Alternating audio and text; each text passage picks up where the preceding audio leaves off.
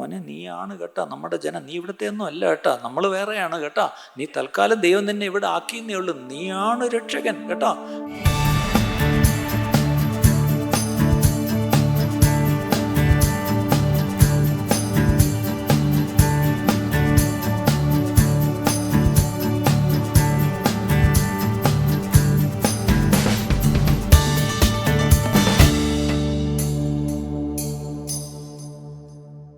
റോമാലേഖനം 12-ാം അധ്യായം 1-2 വാക്യം. Romans chapter 12 verse 1 and 2. റോമാലേഖനം 12-ാം അധ്യായം 1-2 വാക്യം നമുക്ക് കാണാപ്പാടം അറിയുന്നതാണ്. ദൈവത്തിൻ്റെ മനസ്സലിവ് ഓർപ്പിച്ച് നിങ്ങളെ പ്രബോധിപ്പിക്കുന്നത്. സഹോദരന്മാരെ, ഞാൻ ദൈവത്തിന്റെ മനസ്സലിവ് ഓർപ്പിച്ച് നിങ്ങളെ പ്രബോധിപ്പിക്കുന്നത് നിങ്ങൾ ബുദ്ധിയുള്ള ആരാധനയായി നിങ്ങളുടെ ശരീരം ജീവനും വിശുദ്ധിയും ദൈവത്തിന് പ്രസാദമുള്ള യാഗമായി സമർപ്പിപ്പീൻ. നിൽക്കട്ടെ, അവിടെ offer your bodies as a sacrifice, ശരീരങ്ങളെ യാഗമായി സമർപ്പിക്കണം അല്ലെങ്കിൽ അർപ്പിക്കണം. അതിൻ്റെ രണ്ടാം ഭാവം എന്ന് പറഞ്ഞത് ദൈവത്തിൻ്റെ ഹിതം എന്തെന്ന് നിങ്ങൾ തിരിച്ചറിയണമെങ്കിൽ നിങ്ങൾ മനസ്സ് പുതുക്കി രൂപാന്തരപ്പെടണം. അപ്പോൾ ഞാൻ എപ്പോഴും പറയാറുണ്ട്, 2 വാക്യത്തിൽ 2 പോയിൻ്റാണ്. 1 offer your bodies, 2 renew your minds. ആദ്യമേ റിന്യൂ യുവർ മൈൻഡ്സ് ഒരു വാക്ക് പറഞ്ഞേക്കാം. ഞാനിവിടെ പല പ്രാവശ്യം പറഞ്ഞിട്ടുണ്ട്. റിന്യൂ യുവർ മൈൻഡ്സ് എന്ന് കേട്ടാൽ ഇറ്റ് സൗണ്ട്സ് വെരി ഒരു സ്പിരിച്വൽ ഒരു വേർഡാണ്, റിന്യൂ യുവർ മൈൻഡ്. പക്ഷേ അതിൻ്റെ സിമ്പിൾ ഇംഗ്ലീഷ് ഇത്രയേ ഉള്ളൂ, തിങ്ക് ഡിഫറെൻ്റ്ലി, വ്യത്യസ്തമായിട്ട് ചിന്തിക്കുക. നിങ്ങൾ നിങ്ങളെപ്പറ്റി പോലും വ്യത്യസ്തമായിട്ട് ചിന്തിക്കണം. ദൈവത്തെപ്പറ്റി ഇതുവരെയുള്ള നിങ്ങളുടെ അറിവല്ല, വ്യത്യസ്തമായിട്ട് ചിന്തിക്കണം. ഇന്ന് ദൈവം നിങ്ങളോട് സംസാരിച്ചുകൊണ്ടിരിക്കുകയാണ് വന്ന നേരം മുതൽ. ഇതിലൂടെ എല്ലാം വ്യത്യസ്തമായിട്ട് നിങ്ങൾ ചിന്തിച്ചു തുടങ്ങുക. എങ്കിൽ മാത്രമേ ഒരു ശരിക്കൊരു ട്രാൻസ്ഫോർമേഷൻ, ഒരു രൂപാന്തരം നമ്മുടെ ജീവിതത്തിൽ ഉണ്ടാവുള്ളൂ. അപ്പം ആദ്യത്തെ ഭാഗത്തേക്ക് വീണ്ടും വരാം. നിങ്ങളുടെ ശരീരങ്ങളെ സമർപ്പിപ്പിൻ, യാഗമായി സമർപ്പിപ്പിൻ. യാഗം അർപ്പിക്കുന്നത് എപ്പോഴും ഒരു യാഗപീഠത്തിലാണ്. ഇംഗ്ലീഷിൽ പറയും ആൾട്ടർ, അല്ലേ? തീർച്ചയായിട്ടും നമുക്കറിയാം, അബ്രഹാം ഇസ്ഹാക്കിനെ കൊണ്ട് ഒരു യാഗപീഠം ഉണ്ടാക്കി അതിൽ ആണ് അർപ്പിക്കാൻ പോയത്. നമുക്കറിയാം ഏലിയാവിൻ്റെ കാര്യത്തിൽ ഒരു യാഗപീഠം ഈ ഇടിഞ്ഞു കിടന്നതൊക്കെ എന്ത് ചെയ്തു, നന്നാക്കി നല്ലവണ്ണം ശരിയാക്കിയിട്ട് അവിടെ യാഗം അർപ്പിച്ചു. അങ്ങനെയെങ്കിൽ ഇന്ന് വാസ്തവമായിട്ട് ദൈവത്തിൻ്റെ മുമ്പിൽ നമ്മെ കൊണ്ടുവന്ന് നമ്മുടെ ശരീരത്തെയാണ് യാഗവസ്തുവായി വെച്ച് അർപ്പിക്കേണ്ടത്. എത്ര പേർക്ക് അത് മനസ്സിലായി? ഇത് നമ്മുടെ പ്രശ്നം, നമുക്ക് ഈ ശരീരത്തെ കൊണ്ട് യാഗമായി സമർപ്പിക്കാൻ പറ്റുന്നില്ല. നമ്മളതിന് സ്തോത്രയാഗമാം സുഗന്ധം കുറച്ച് പാട്ടങ്ങ് പാടി സമർപ്പിക്കും. എളുപ്പമുണ്ടല്ലോ, അല്ലേ? പാട്ടല്ല നമ്മൾ ആരാധനയായിട്ട് അർപ്പിക്കേണ്ടത്, നമ്മെ തന്നെ ആരാധനയായി അവൻ്റെ യാഗപീഠത്തിൽ യാഗമായി സമർപ്പിക്കണം. അതാണ് അതിൻ്റെ ആ വാസന മുകളിലോട്ട് ചെല്ലുമ്പോഴാണ് ദൈവം പ്രസാദിക്കുന്നതെന്നുള്ളത് നമ്മൾ മറക്കരുത്. അപ്പോൾ ഞാൻ ഈ വീണ്ടും പറഞ്ഞു വരുന്നത്, we are suppose to offer our bodies as a sacrifice. ഇനി അടുത്ത് നമ്മൾ ശരീരം അങ്ങോട്ട് അർപ്പിക്കാൻ പോവാം. എവിടെ തൊട്ട് തുടങ്ങാം, അല്ലേ? നമുക്കറിയാമല്ലോ, നമ്മുടെ ശരീരത്തിൽ ഇപ്പം കണ്ണ്, പല്ല്, മൂക്ക്, ENT തൊട്ട് താഴോട്ട് എല്ലാം ഉണ്ടെങ്കിലും നമ്മൾ ഈ വളരെ ഗൗരവമായിട്ട് എടുക്കുന്നത് നമ്മുടെ ടീനായുടെ ഡിപ്പാർട്ട്മെൻറ്റാണ്. ഏതാണ്? കാർഡിയോളജി. ഇവിടെ ഒരു ചെറിയൊരു കിഴപ്പ്, ഇവിടെ ഒരു ചെറിയൊരു ഒട്ടം നമ്മൾ എന്ത് ചെയ്യും, നേരെ പോയി ECG എടുക്കും, അല്ലേ? അടുത്ത് കാണുന്ന സ്ഥലത്ത് ചാടിക്കയറി ECG എടുക്കും. അതേസമയത്ത് പല്ല് വേദനയുണ്ട്, അത് ഇച്ചിരി ചൂടുവെള്ളം കൊണ്ടാ, ഉപ്പ് വെള്ളം കൊണ്ടാൽ മതി. തലവേദന എടുക്കുന്നത് അത് കുഴപ്പമില്ല. കാലുമുട്ട് അതൊക്കെ എല്ലാം, നടുവേദന അതുള്ളത് തന്നെ, പിന്നെ വയറുവേദന, അത് ചുരുക്കി പറഞ്ഞാൽ അതെല്ലാം ഇറ്റ് ക്യാൻ വെയിറ്റ്. പക്ഷെ ഇവിടെ എന്തെങ്കിലും വന്നാൽ, ഈ കഴിഞ്ഞ 6 മാസത്തിൽ ഞാൻ തന്നെ എത്ര ECG എടുത്തിട്ടുണ്ട്. ഞാൻ തുറന്നു പറയാം, ഞാൻ ECG എടുക്കണമെന്ന് പറഞ്ഞതിനേക്കാളും എന്നെ ഇരുത്തത്തില്ല ഡോക്ടർമാർ. ഈ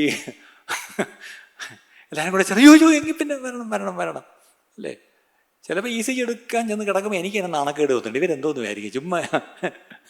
അവിടെ ഞാൻ പിന്നെ ഒരിടത്ത് പോകുന്നിടത്ത് പിന്നെ പോകാറില്ല. അല്ല ഞാൻ പറഞ്ഞത്. അപ്പം ഹാർട്ട്, കാർഡിയാക്ക് എന്നൊക്കെ പറയുമ്പം it's serious.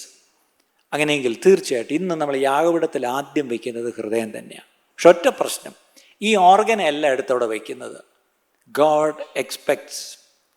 God wants A broken heart.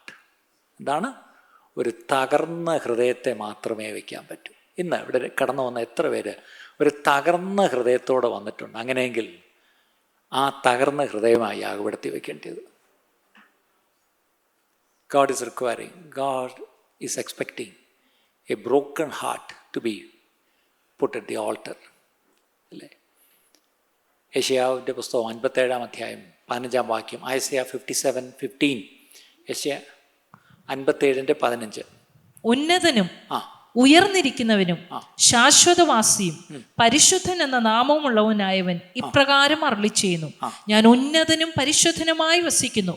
താഴ്മയുള്ളവരുടെ മനസ്സിനും മനസ്താപമുള്ളവരുടെ ഹൃദയത്തിനും ചൈതന്യം വരുത്തുവാൻ മനസ്താപവും മനോവിനയമുള്ളവരോട് കൂടെയും വസിക്കുന്നു. കേട്ടോ, I love to എന്താ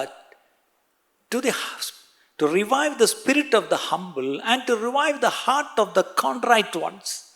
തകർന്നും നുറുങ്ങിയും ഇരിക്കുന്ന ഹൃദയത്തെ ദൈവമേ, അതെവിടെ? 51-ാം വാക്യം, സങ്കീർത്തനം 51:17, Psalm 51:17. ദൈവത്തിന്റെ ഹനനയാഗങ്ങൾ, ദൈവത്തിന്റെ ഹനനയാഗം എന്തോ? തകർന്നിരിക്കുന്ന മനസ്സ്, തകർന്നിരിക്കുന്ന മനസ്സ്, തകർന്നു നുറുങ്ങിയിരിക്കുന്ന ഹൃദയത്തെ നുറുങ്ങിയിരിക്കുന്ന ഹൃദയത്തെ ദൈവമേ നീ നിരസിക്കയില്ല. ഇത് ഒരു കാർഡിയോളജി ഡിപ്പാർട്ട്മെന്റ് എടുക്കത്തില്ല കേട്ടോ. അതിനകത്ത് കുറേ സ്റ്റെൻറ്റ് പറക്കിയിട്ടാൽ പോരാ, അതിനൊരു ഓപ്പൺ ഹാർട്ട് സർജറി നടത്തിയാലും പോരാ. അതിനെ കൊണ്ടുവരേണ്ടടുത്ത് കൊണ്ടുവരണം. എവിടെയാ? നിരസിക്കാത്ത ഒരു ദൈവമുണ്ട്. ആ ദൈവത്തിൻ്റെ സന്നിധിയിൽ വന്ന് അവൻ്റെ യാഗപീഠത്തിൽ ഈ തകർന്ന ഹൃദയത്തെ അങ്ങ് വയ്ക്കണം. അങ്ങനെയാണെങ്കിൽ ഇന്ന് ഉച്ച സമയത്ത് എത്ര പേര് എൻ്റെ തകർന്ന ഹൃദയത്തെ, എൻ്റെ നുറുങ്ങിയ ഹൃദയത്തെ ദൈവസന്നിധിയിൽ ഞാൻ ആ യാഗപീഠത്തിൽ വയ്ക്കുന്നു എന്നെത്ര പേര് പറയും? നേരത്തെ കേട്ടു, അങ്ങനെയൊക്കെ നമ്മൾ ചിലത് ചെയ്യുമ്പോഴാണ് ജെനുവിൻ റിവൈവൽ, ശരിയായ ഉണർവ് സംഭവിക്കാൻ പോകുന്നത് അപ്പോഴാണ്. ഇന്ന് ഉണർവ് ഒരു വലിയൊരു വിവാദ വിഷയമായിട്ട് മാറിയിരിക്കുക. എല്ലായിടത്തും ഉണർവാണ്. ഇപ്പോഴത്തെ ടെക്നോളജി അഡ്വാൻസ്മെൻ്റ് ഒക്കെ ഉള്ളതുകൊണ്ട് ഇപ്പോൾ ഇവിടെ നടക്കുന്നൊരു ഉണർവ് ഇപ്പം തന്നെ വേണേൽ ലോകം മൊത്തം അങ്ങ് അങ്ങ് അങ്ങ് അഡ്വർടൈസ് ചെയ്യാം. കണ്ടോ, മണ്ണന്തല റിവൈവൽ അല്ലേ? അതൊക്കെ വേണമെങ്കിൽ ഇച്ചിരി ഒരു നമ്മൾ സ്മാർട്ടാണെങ്കിൽ ഈ റിവൈവൽ അങ്ങ് കൊണ്ടുപോകാം അല്ലേ? പക്ഷെ വീണ്ടും വീണ്ടും പറയട്ടെ, genuine revival is all supernatural. അത് ഗോഡ്സ് ആൻഡ് ഹെവൻസ് ആൻഡ് മുകളിൽ നിന്നാണ് വരേണ്ടത്. Even human instruments can only fan the flames of revival, not cause it. ഒരു റിവൈവലിന് കോസ്, അതിന് കാരണം മനുഷ്യരല്ല. മനുഷ്യകരങ്ങളെ കൊണ്ട് ഉണർവ് വരുത്താൻ പറ്റത്തില്ല. ദൈവം അയക്കുന്ന ഉണർവിനെ ഒന്ന് ഊതിക്കത്തിക്കാനും ഒക്കെ മനുഷ്യനെ ദൈവം ഉപയോഗിക്കും. അല്ലാതെ ഉണർവ് അയക്കുന്നത് ദൈവം മാത്രമാണ്. എത്ര വരാൻ രാമയെ പറയും?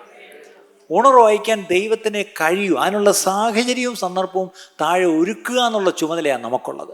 ഇനി ദൈവം ആ തീ അയക്കുമ്പം ആ തീ കെട്ടുപോകാതെ അതിനെ കത്തിക്കേണ്ട ജോലി തീർച്ചയായിട്ടും നമുക്കുണ്ട്. പക്ഷെ തീ അയക്കേണ്ടത് ദൈവമാണ്. The fire has to come from above. നമുക്കറിയാം, ഉണർവിൻ്റെ ചരിത്രങ്ങൾ എടുത്താൽ വെൽഷ് റിവൈവൽ അല്ലെങ്കിൽ വെയിൽസിൽ ഉണർവുണ്ടായപ്പോൾ അതിന് കാരണമായ ഒരു ചെറുപ്പക്കാരനായിരുന്നു. അദ്ദേഹത്തിൻ്റെ പേരെന്തായിരുന്നു?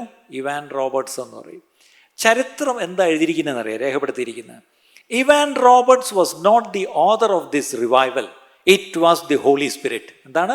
ഇവാൻ റോബർട്ട്സ് അല്ല ഈ ഉണർവിൻ്റെ ഓതർ, പകരം ഹോളി സ്പിരിറ്റ്, പരിശുദ്ധാത്മാവാ അല്ലേ? ഇന്ന് പലപ്പോഴും പല ഉണർവിനും ഈ കാര്യം പലരും കയറി മുന്നേ ഇന്ന് ഞാനാ എന്നും പറഞ്ഞ് ഗ്രഹിക്കുന്നു. അല്ല, ഒരു മനുഷ്യനും അല്ല കാര്യം. ആ ഉണർവ് വാസ്തവമായിട്ടും ഒരിടത്ത് ദൈവം ഒരു ഉണർവ് അയച്ചു എന്ന് പറഞ്ഞാൽ അത് പരിശുദ്ധാത്മാവ് പ്രവർത്തിച്ചോണം എൻ്റെ അർത്ഥം. അപ്പം ആ ഉണർവിൻ്റെ കാരണമെന്ന് പറഞ്ഞത് ബ്രോക്കൺനെസ് ആണ്. അത് ഞാനൊരു സ്റ്റേറ്റ്മെൻറ്റ് രാവിലെ പറഞ്ഞു, വേണേൽ കുറിക്കാമെന്ന് പറഞ്ഞു. Brokenness is blessedness. എന്താണ്? ബ്ലെസഡ് ആർ ദി ബ്രോക്കൺ എന്ന് ഞാൻ പറയും. ഇന്നത്തെ ഏറ്റവും വലിയ പ്രശ്നം, why are we not blessed? Because we are not broken. ഇന്ന് ഈ രാവിലെ കാലം എത്ര പേര് ഒരു തകർന്ന ഹൃദയത്തോടെ ഇരിക്കുക? ഹൃദയം ഒന്ന് തകരാൻ നിങ്ങൾ അനുവദിച്ചിട്ടുണ്ടോ? ഞാൻ രാവിലെ പറയായിരുന്നു, മോശ ഭയങ്കര മിടുക്കനായിരുന്നു. വെള്ളത്തിൽ നിന്ന് വലിച്ചെടുത്തു, മോശ എന്ന് പേരിട്ടു, കൊട്ടാരത്തിൽ കൊണ്ടുപോയി വളർത്തി, സ്വന്തം അമ്മ പാല് കൊടുക്കുന്നു, സ്വന്തം കുഞ്ഞിന് പാല് കൊടുത്തിട്ട് അതിന് വൗച്ചർ എഴുതി കാശ് മേടിച്ച ഒരേ ഒരു തള്ളേ ഭൂമിയിലുള്ളൂ, ചരിത്രത്തിലുള്ളൂ. അതാരാ? മോശയുടെ അമ്മ. അതാണ് ദൈവത്തിൻ്റെ ഓരോ തമാശകളെ അല്ലേ? സ്വന്തം നിങ്ങളൊക്കെ നിങ്ങളുടെ മക്കൾക്ക് പാല് കൊടുത്തിട്ട് എവിടെയെങ്കിലും പോയി ഒപ്പിട്ട് പൈസ വാങ്ങിച്ചിട്ടുണ്ടോ? നോക്കണേ, മോശയ്ക്ക് സ്വന്തം അമ്മ വന്ന് കൊട്ടാരത്തിൽ വന്ന് പാല് കൊടുത്തിട്ട് പോകുന്ന നേരത്ത് കൗണ്ടറിൽ നിന്ന് കാശും മേടിച്ചോണ്ടാണ് പോകുന്നത്. ഇന്നത്തെ ഇല്ല, നമ്മൾ പാല് കൊണ്ട് സൊസൈറ്റി കൊടുത്തിട്ട് പൈസ വാങ്ങിച്ചോണ്ട് പോയില്ലേ? അതുപോലെ മോശയുടെ അമ്മ കൊട്ടാരത്തിൽ വന്ന് പാല് കൊടുത്തിട്ട് കാശ് പിടിച്ചുകൊണ്ട് പോവാ. നോക്കണേ ദൈവത്തിൻ്റെ ഓരോ തമാശ. അപ്പോൾ സത്യം പറഞ്ഞ മോശയുടെ അമ്മയുടെ പ്രാർത്ഥന ഇവൻ പാലുകൂടി നിർത്തല്ലേ എന്നാണ്. കാര്യം എത്രയും നാൾ കുടിക്കുമോ അത്രയും കാശ് വരും അല്ലേ. അതും എൻ്റെ ഒരു ഭാവനയാണ്. പായസം മേടിച്ചെന്ന് ബൈബിളിൽ ഇല്ല.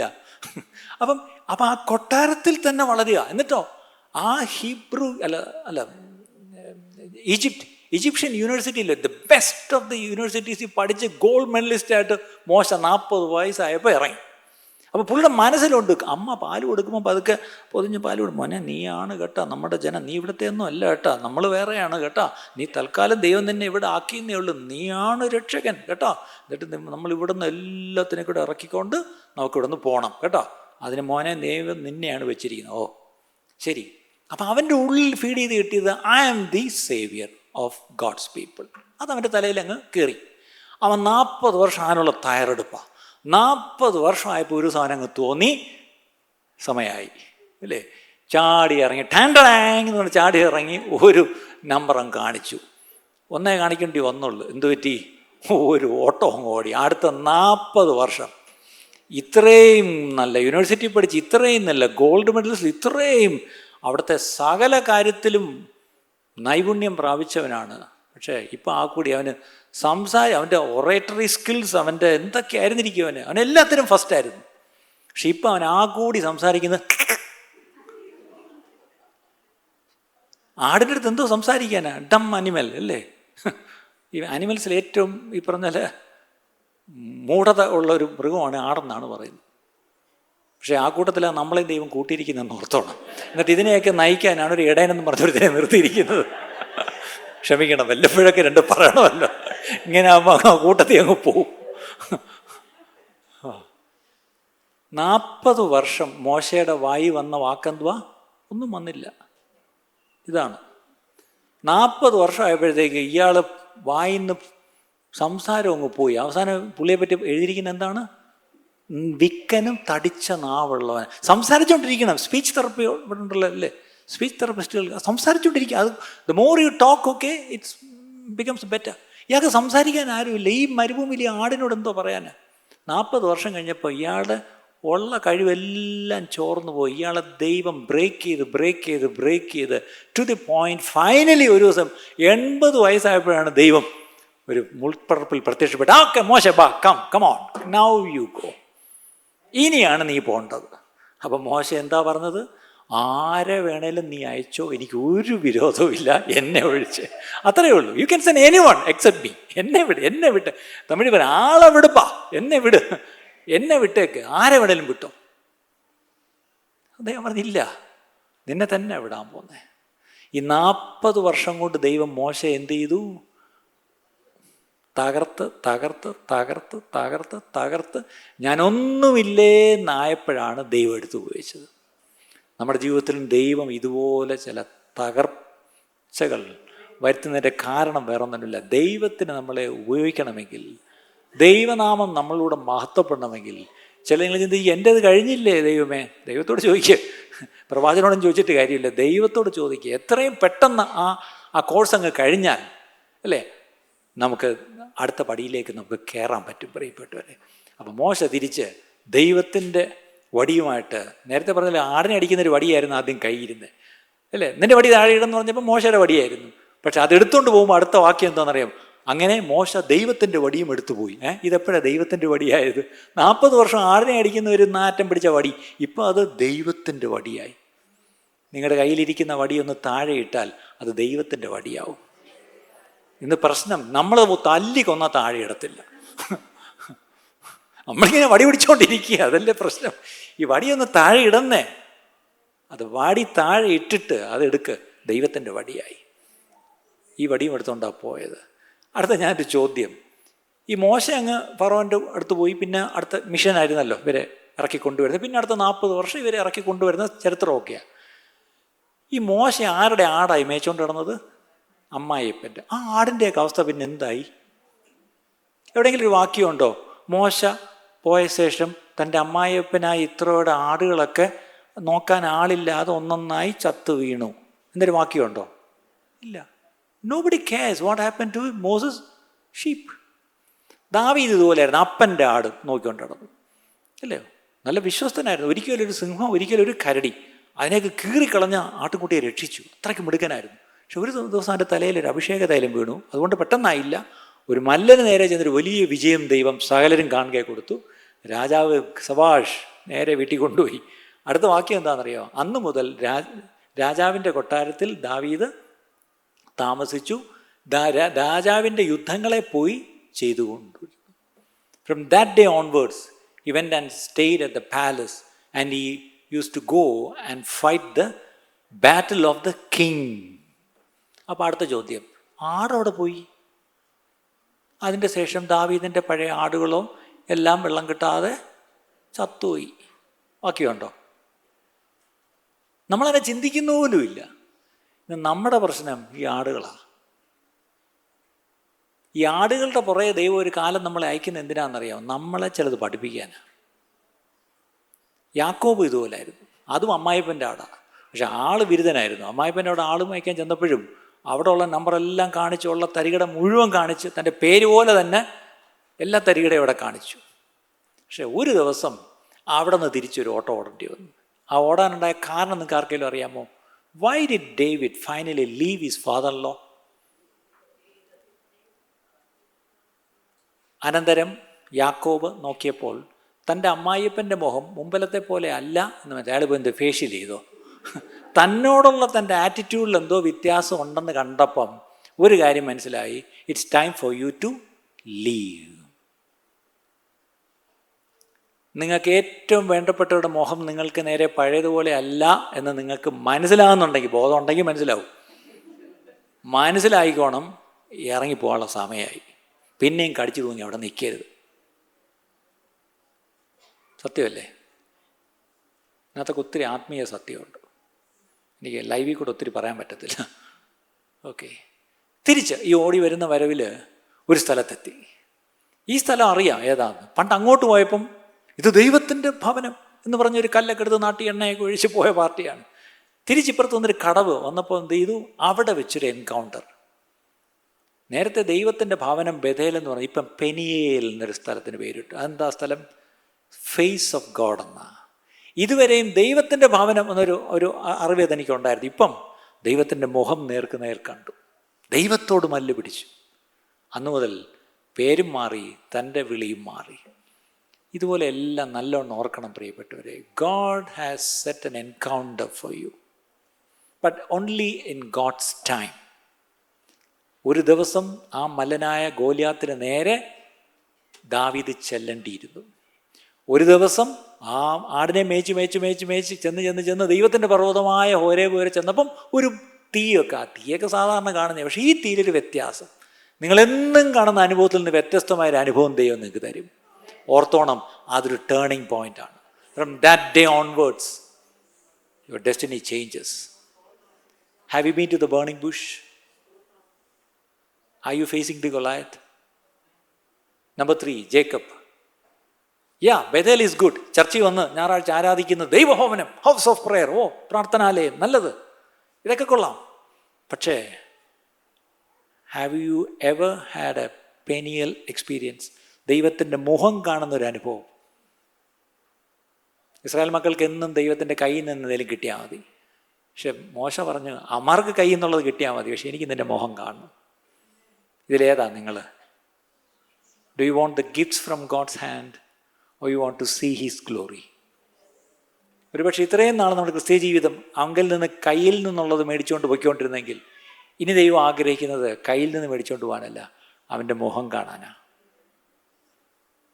ഇത്രയും നാൾ ആടിനെയും കൊണ്ടാം മരുഭൂമിയിലെല്ലാം നടന്നെങ്കിൽ ഇനി ദൈവത്തിൻ്റെ ജനത്തെ നയിക്കാൻ ആദ്യം വിടുവിക്കണം, അല്ലേ? ശത്രുവിൻ്റെ ദേശത്തു നിന്ന് വിടുവിച്ച് പുറത്ത് കൊണ്ടുവന്ന് അവരെ നയിക്കണം. അതിനുവേണ്ടി ഒരു വലിയ ടാസ്ക്കാണ് ദൈവം ദൈവസഭയ്ക്ക് വെച്ചിരിക്കുന്നത്. 146 കോടി ജനങ്ങളുള്ള ഈ ഇന്ത്യയിൽ അനേകരെ ഇരുട്ടിൻ്റെ അധികാരത്തിൽ നിന്നും വിടുവിച്ച് പുത്രൻ്റെ അത്ഭുത പ്രകാശത്തിലേക്ക് കൊണ്ടുവരുവാൻ ദൈവം വിളിച്ചാക്കിയിരിക്കുന്ന ഒരു ഏജൻസിയാണ് ദൈവസഭ. അങ്ങനെയെങ്കിൽ ആ സഭയോടുള്ള എൻ്റെ ചോദ്യമാണ്, are you ready for it? ആദ്യം ചെയ്യേണ്ടത് come with a broken heart before the altar. ഒരു ദേവദാസൻ ഇങ്ങനെ പറഞ്ഞു, most of our altars though well decorated. ഇന്ന് നമ്മുടെ ഓൾട്ടേഴ്സ്, നമ്മുടെ യാഗപീഠങ്ങളൊക്കെ വെൽ ഡെക്കറേറ്റഡാ, നല്ലവണ്ണം അലങ്കരിച്ച് വെച്ചിരിക്കുക. തമിഴ് പറയും ജോഡിച്ച് വെച്ചിരിക്കുക, നല്ല അഴകാ ഇருக்கு, ജോഡിച്ച് വെച്ചിരിക്കുക. ഈ അഴകാ ജോഡിച്ച് വെച്ചിരിക്കും, അவ்வளோதான். അവിടെ എന്താ സംഭവിക്കാത്ത? Are barren without fire from above. Altars are decorated but are barren. എന്താണ്? യാഗപീഠങ്ങളൊക്കെ നല്ല ഭംഗിയായിട്ട് ഒരുക്കി വെച്ചിട്ടുണ്ട്, പക്ഷേ ബാരൻ, എന്താണ്? ശൂന്യമാണ്. എന്താ? No fire from heaven to consume what is been placed there.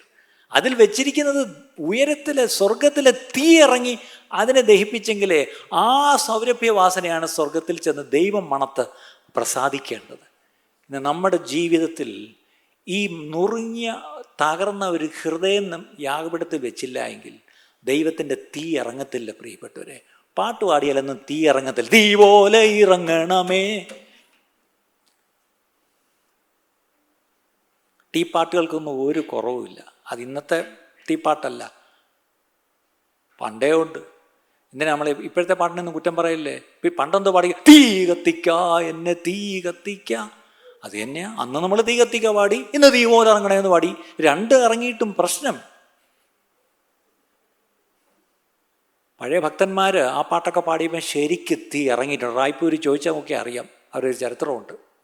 ഹൃദയാസൻ ഇവിടുന്ന് പോയപ്പം ഇരുന്ന് പ്രാർത്ഥിച്ചപ്പം ലിറ്ററലി തീ അങ്ങ് കത്തി, കണ്ടവരെല്ലാം തീ കത്തി എന്ന് പറഞ്ഞൊരു വെള്ളവും കൊണ്ട് ഓടി വന്നു. നോക്കുമ്പോൾ തീയല്ല, ഒരു പാവം മനുഷ്യൻ അതിനകത്തിരുന്ന് പ്രാർത്ഥിക്കുന്നു. പക്ഷെ പുറത്ത് കണ്ടവർക്ക് തീയായിട്ടാണ് കണ്ടത്. ഇതൊക്കെ ചരിത്രമാണ്. അന്ന് തീ കത്തിക്കുക എന്ന് പറഞ്ഞാൽ തീ കത്തുമായിരുന്നു. ഇന്ന് തീ പോലെ ഇറങ്ങണമെന്ന് നമ്മൾ വോളിയം കൂട്ടി കൂട്ടി കൂട്ടി ബീറ്റ് കൂട്ടി കൂട്ടി കൂട്ടി കൂട്ടി നമ്മളിങ്ങനെ കത്തിച്ചുകൊണ്ടിരിക്കുക, ഒന്നും കത്തുന്നില്ല. ട്രെഡ്മില്ലിൽ ചവിട്ടുന്നവർക്കറിയാം, 20 മിനിറ്റ് സെറ്റ് ചെയ്ത് വെച്ച് 1.5 കിലോമീറ്റർ സെറ്റ് ചെയ്ത് വെച്ച് കയറി ഇന്ന് ചവിട്ടി ചവിട്ടി ചവിട്ടി ചവിട്ടി ചവിട്ടി ചവിട്ടി അവസാനം നോക്കി നോക്കി 1.5 കിലോമീറ്റർ വേർത്ത് ഇറങ്ങിയപ്പം കയറിയെടുത്ത് തന്നെയാണ് നിൽക്കുന്നത്. ഇന്നത്തെ ക്രിസ്തീയത മൊത്തം ഇങ്ങനെ വന്ന സമയം മുതൽ അങ്ങ് തുടങ്ങും. എന്താണ്? എവിടെ പാട്ടുകാരൊക്കെ ഇല്ല? ഇവിടെ എല്ലാവരും കൂടെ നമുക്ക് അങ്ങോട്ട് എഴുന്നേറ്റ് നിന്ന് അങ്ങോട്ട് ആരാധിക്കാം. ശരി, അങ്ങോട്ട് ചവിട്ടി ചവിട്ടി ചവിട്ടി ചവിട്ടി ചവിട്ടി ചവിട്ടി ചവിട്ടി അവസാനം നിൽക്കുന്നിടത്ത് തന്നെ സ്നേഹിക്കാനും കഴിയുന്നില്ല, ക്ഷമിക്കാനും കഴിയുന്നില്ല, കൊടുക്കാനും കഴിയുന്നില്ല, കർത്താവിനെ പ്രസാദിപ്പിക്കാനും കഴിയുന്നില്ല, ഒന്നും കഴിയുന്നില്ല. ജീവിതത്തിന് ഒരു രൂപാന്തരവും ഇല്ല. ഇന്ന് കണ്ണടയ്ക്കാൻ പ്രിയപ്പെട്ടവരെ, നമുക്കൊന്ന് സമർപ്പിക്കാം. എൻ്റെ ഹൃദയം നുറുങ്ങി, എൻ്റെ ഹൃദയം തകരുമ്പോൾ നിരസിക്കാത്ത ദൈവമേ അങ്ങയുടെ സന്നിധിയിൽ വന്ന് അങ്ങയുടെ യാഗപീഠത്തെങ്കിൽ എൻ്റെ ഹൃദയത്തെ ഞാൻ സമർപ്പിക്കുന്നു എന്ന് പറഞ്ഞ് എല്ലാവരും ഒന്ന് സമർപ്പിച്ചാണ്. I want everyone to pray a prayer of sufficiency saying, Lord I put my broken heart in your altar so that your fire will consume it, so that the fragrance will come up to you, so that you will be pleased with me and by what I do. എന്നിലും ഞാൻ ചെയ്യുന്നതിലും കർത്താവേ അങ്ങ് പ്രസാദിക്കുവാനായി അങ്ങയുടെ കരത്തിലേക്ക് സമർപ്പിക്കുന്നു എന്ന് പറഞ്ഞ് നമുക്കൊന്ന് സമർപ്പിക്കാമോ? കയീനിലും അവൻ്റെ വഴിപാടിലും ദൈവം പ്രസാദിച്ചില്ല, ഹാബേലിലും അവൻ്റെ വഴിപാടിലും ദൈവം പ്രസാദിച്ചു. ആദ്യം ഞാൻ കഴിക്കുന്ന വഴിപാടിൽ ദൈവം പ്രസാദിക്കണമെങ്കിൽ ആദ്യം ദൈവം എന്നിൽ പ്രസാദിക്കണം. അങ്ങനെയെങ്കിൽ നമുക്കെല്ലാവർക്കും ദൈവത്തിൽ എഴുന്നേറ്റ് നമുക്ക് പ്രാർത്ഥിച്ച്, കർത്താവേ എന്നിൽ പ്രസാദിക്കണമേ, ഞാൻ കൊണ്ടുവരുന്നതിൽ അല്ലെങ്കിൽ ഞാൻ കഴിക്കുന്ന യാഗത്തിൽ പ്രസാദിക്കുന്നതിന് മുമ്പ് എന്നിൽ പ്രസാദിക്കണമേ എന്നെല്ലാവരും ഒന്ന് പ്രാർത്ഥിച്ചു. Lord you be pleased with me Lord first, so that you will be pleased in what I bring to you. ഞാൻ കൊണ്ടുവരുന്നതിൽ പ്രസാദിക്കുന്നത് രണ്ടാമത്തെ കാര്യം, പക്ഷെ ആദ്യം എന്നിൽ പ്രസാദിക്കണമേ. ഞാൻ കഴിക്കുന്ന ആരാധനയിൽ പ്രസാദിക്കുന്നത് രണ്ടാമത്തെ കാര്യം, അതിനു മുമ്പായി എന്നിൽ പ്രസാദിക്കണമേ. എല്ലാവരും ഒന്ന് പ്രാർത്ഥിച്ചാട്ടെ, എല്ലാവരും ഇത് വായി തുറന്നാട്ട്. ഇവിടെ ആയിരിക്കുന്ന ദൈവമക്കളെല്ലാവരും ചേർന്ന് നിങ്ങളുടെ ശബ്ദം ഉയർത്തി ഒന്ന് ഹൃദയത്തിൽ നിന്നൊന്ന് പ്രാർത്ഥിച്ചാട്ടെ, ഹൃദയത്തിൽ നിന്നൊന്ന് പ്രാർത്ഥിച്ചാട്ടെ. കർത്താവെ, ഞാൻ മറ്റുള്ളവർ വേദനിപ്പിക്കുന്നുണ്ട്, പക്ഷെ ഞാൻ വേദനിപ്പിച്ചിട്ട് ഞാൻ എൻ്റെ വഴിയെ പോകുന്നു, പക്ഷെ എൻ്റെ കർത്താവ് ആ വഴിയെ പോകുന്നില്ല. ആ വേദനിച്ച ആളിനെ തേടിച്ചെന്ന് അയാളുടെ വേദന മാറ്റുന്ന ദൈവമാണെന്ന് നമ്മൾ കേട്ടു. അങ്ങനെയാണ് നമ്മുടെ ജീവിതത്തിലും നമ്മൾ എത്ര പേര് വേദനിപ്പിച്ചിട്ടുണ്ട് പ്രിയപ്പെട്ടവരെ. പക്ഷെ നമുക്കതിനകത്ത് ഒരു പശ്ചാത്തലവും തോന്നിയിട്ടില്ല, നമ്മളതിന് പോയി ഒരു പരിഹാരവും വരുത്തിയിട്ടില്ല. പക്ഷെ എൻ്റെ ദൈവം അവിടെ പരിഹാരം വരുത്തി എന്നുള്ള കാര്യം മറക്കരുത്. അങ്ങനെയെങ്കിൽ നമ്മുടെ എല്ലാം ജീവിതത്തിൽ ഈ ദിവസങ്ങളിൽ ഒരു വലിയ സമൂലമായ ഒരു പരിവർത്തനം, ഒരു രൂപാന്തരം, ഒരു മാറ്റം നമ്മുടെ ജീവിതത്തിൽ വേണം. അതിനായിട്ട് ദൈവം നമ്മളെ ആഗ്രഹിക്കുന്നുവെങ്കിൽ ഇന്ന് ഈ സമയം ദൈവത്തിൻ്റെ ആത്മാവ് ശക്തമായി പ്രവർത്തിക്കുന്ന ഈ സമയം, നമ്മുടെ ഉള്ളിൽ ദൈവത്തിൻ്റെ ആത്മാവ് ശക്തമായി ദൈവവചനത്തിലൂടെ ഇന്ന് വന്ന സമയം മുതൽ ഇവിടെ സംസാരിച്ചുകൊണ്ടിരിക്കുക. നല്ലവണ്ണം ഓർക്കുക, നമുക്ക് ആത്മാവ് വേണമെന്ന് നമ്മൾ പറയും, പക്ഷേ അതിനോടൊപ്പം വേണ്ടത് ദൈവവചനമാണ്. അതുകൊണ്ടാണ് ദൈവത്തിൻ്റെ സർവായുധ വർഗത്തെപ്പറ്റി പറഞ്ഞിരിക്കുന്നിടത്ത് ആത്മാവാകുന്ന വചനമാകുന്ന വാളെന്നാണ്. The spirit anointed word of God. അതാണ് നമ്മുടെ കയ്യിൽ തന്നിരിക്കുന്ന ഒരു ഒഫൻസീവ് വെപ്പണായിട്ട് നമ്മുടെ കയ്യിൽ തന്നിരിക്കുന്നത് വാളാണ്. മറ്റേതെല്ലാം ഡിഫെൻസീവാണ്. പക്ഷേ അങ്ങോട്ട് കയറി പിശാചിനൊന്ന് കൊടുക്കണമെങ്കിൽ അതിന് നമ്മുടെ കയ്യിൽ തന്നിരിക്കുന്നത് ഈ പറഞ്ഞുള്ള സ്പിരിറ്റ് അനോയിന്റഡ് വേർഡാണ്. ആ വേർഡ് നമ്മുടെ ഉള്ളിൽ നമ്മൾ വരുമ്പം അത് നമ്മളെ ശരിക്കും ഒന്ന് കുത്തും, നമ്മളെ ആഴത്തിലൊന്ന് മുറിവേൽപ്പിക്കും. ആ മുറിവാണ് നമ്മൾ എഴുതിയിരിക്കുന്നത് അപ്പോസ്തലർ 2-ാം അധ്യായത്തിൽ. അവർക്ക് മുറിവേറ്റു, അവർക്ക് ഹൃദയത്തിൽ കുത്തുകൊണ്ടിട്ട് അവർ മാനസാന്തരപ്പെട്ടു എന്നാണ്. അങ്ങനെയാണെങ്കിൽ ഈ ദിവസങ്ങളിൽ നിങ്ങൾ കേൾക്കുന്ന ദൈവവചനം നിങ്ങളുടെ ഹൃദയത്തിൽ എവിടെയെങ്കിലും ഒന്ന് മുറിക്കുന്നുവെങ്കിൽ, ഒന്ന് കുത്തുന്നുവെങ്കിൽ, വാസ്തവമായിട്ട് അത് പരിശുദ്ധാത്മാവിൻ്റെ പ്രവൃത്തിയാണ്. അല്ലാതെ ഈ വചനം നിങ്ങളെ ഒന്ന് പാമ്പർ ചെയ്ത് വിടുക, ഒന്ന് സൂയിപ്പിച്ചു വിടുകയാണെങ്കിൽ അതൊരിക്കലും പരിശുദ്ധാത്മാവിൻ്റെ പ്രവൃത്തിയല്ല. നിങ്ങളുടെ ഉള്ളിൽ എവിടെയെങ്കിലും അയ്യോ ദൈവമേ എൻ്റെ ജീവിതത്തിൽ അതുണ്ട്, ആ പ്രശ്നമുണ്ട്, അതെന്നോടാണല്ലോ ദൈവമേ നീ സംസാരിക്കുന്നത്, നിങ്ങൾക്ക് ഒരു വട്ടമെങ്കിലും ചിന്തിക്കുക വന്നെങ്കിൽ ദൈവം നിങ്ങളെ സ്നേഹിക്കുന്നതിൻ്റെ ലക്ഷണമായിട്ട് എടുത്തുകൊള്ളുക. കർത്താവെ, ഞങ്ങളെ സ്നേഹിച്ച് ഞങ്ങളെ ഈ നാളുകൾ കേൾപ്പിക്കുന്ന ദൈവവചനത്തിനായിട്ട് സ്തോത്രം. ഇവിടെ കർത്താവെ പ്രസംഗിക്കപ്പെടുന്ന ഓരോ ദൈവവചനം അതാരിലൂടെ ആണെങ്കിലും ശരി, ദൈവത്തിൻ്റെ ആത്മാവ് വ്യക്തമായി കർത്താവെ ഉദ്ദേശത്തോടുകൂടെ ദൈവവചനത്തിൽ നിന്ന് സംസാരിക്കുന്ന ദൈവവചനങ്ങളെ ഞങ്ങൾ കർത്താവെ അലക്ഷ്യമായി എടുക്കാതെ കർത്താവെ അതിനെ ഗൗരവത്തോടെ ഞങ്ങളുടെ ജീവിതത്തിലേക്ക് എടുത്ത് ഞങ്ങളുടെ ജീവിതത്തിൽ വരുത്തേണ്ടുന്ന മാറ്റങ്ങൾ, പരിവർത്തനങ്ങൾ, രൂപാന്തരങ്ങൾ കർത്താവെ വരുത്തുവാൻ ഞങ്ങളെ ഓരോരുത്തരെയും സഹായിക്കണമേ എന്ന് പ്രാർത്ഥിക്കുന്നു. ഇന്ന് കേട്ട വചനവും അതുപോലെ തന്നെ ഞങ്ങളുടെ ഉള്ളിൽ പ്രവർത്തിച്ചുകൊണ്ടിരിക്കട്ടെ കർത്താവെ. ഞങ്ങളുടെ യാഗപീഠങ്ങളെ ഞങ്ങളൊന്ന് ശരിയായ ഒന്ന് കർത്താവെ ഒന്ന് ഒരുക്കി അതിൽ ശരിയായി ഞങ്ങൾ അർപ്പിക്കേണ്ട ഞങ്ങളുടെ ശരീരത്തെ അർപ്പിച്ച് അങ്ങേക്ക് കർത്താവെ പ്രസാദകരമായ യാഗം അർപ്പിപ്പാൻ ഞങ്ങളേവരെയും സഹായിക്കണമേ എന്ന് പ്രാർത്ഥിക്കുന്നു. ഇന്നോടെ കടന്നു വന്ന എല്ലാ കുടുംബങ്ങളെയും ഞങ്ങൾ ഏൽപ്പിച്ച് അനുഗ്രഹിച്ച് പ്രാർത്ഥിക്കുന്നു. ഓരോരുത്തരുടെ ആവശ്യങ്ങൾ, അവസ്ഥകളെല്ലാം അങ്ങറിയുന്നതിനായിട്ട് സ്തോത്രം. സകലത്തിന്മേലും അങ്ങ് പ്രവർത്തിച്ച് അങ്ങ് മഹത്വം കൊടുക്കണമേ എന്ന് പ്രാർത്ഥിക്കുന്നു. ഞങ്ങൾ ഇവിടെ നിന്ന് ഇറങ്ങിപ്പോകുമ്പോൾ ഈ ലോകത്തിലേക്കാണ് ഞങ്ങൾ ഇറങ്ങിപ്പോകുന്നത്. കാര്യം ഞങ്ങൾ ഈ ലോകത്തിലാണ്, പക്ഷേ ഞങ്ങൾ ലോകക്കാരല്ല. ഈ ലോകത്തിന് അനുരൂപരാകാതെ ദൈവഹിതത്തിൽ നിന്ന് തിരിച്ചറിയേണ്ടതിന്, ഞങ്ങളുടെ മനസ്സ് പുതുക്കി രൂപാന്തരപ്പെടേണ്ടതിന് ഞങ്ങളെ ഓരോരുത്തരെയും സഹായിക്കണമേ എന്ന് പ്രാർത്ഥിക്കുന്നു. മഹത്വം അങ്ങെടുത്താട്ടപ്പ യേശു ക്രിസ്തുവിൻ്റെ നാമത്തിൽ തന്നെ പിതാവേ. ഇന്ന് കേട്ട ഈ സന്ദേശം തീർച്ചയായിട്ടും നിങ്ങൾക്ക് അനുഗ്രഹമായിരുന്നു ഞങ്ങൾ വിശ്വസിക്കുന്നു. ഒരുപക്ഷെ നിങ്ങൾ ഇതുവരെയും ഈ ചാനൽ സബ്സ്ക്രൈബ് ചെയ്തിട്ടില്ലെങ്കിൽ ദയവായി ഇപ്പം തന്നെ ഒന്ന് സബ്സ്ക്രൈബ് ചെയ്യുക. ഈ സന്ദേശം മറ്റു ചിലർ കൂടി ഒന്ന് ഫോർവേഡ് ചെയ്ത് കൊടുക്കുക. നിങ്ങൾക്കിത് അനുഗ്രഹമായിരുന്നെങ്കിൽ തീർച്ചയായിട്ടും അത് മറ്റുള്ളവർക്കും ഒരു അനുഗ്രഹമായി തീരുവാൻ അത് കാരണമായി തീരും. God bless you.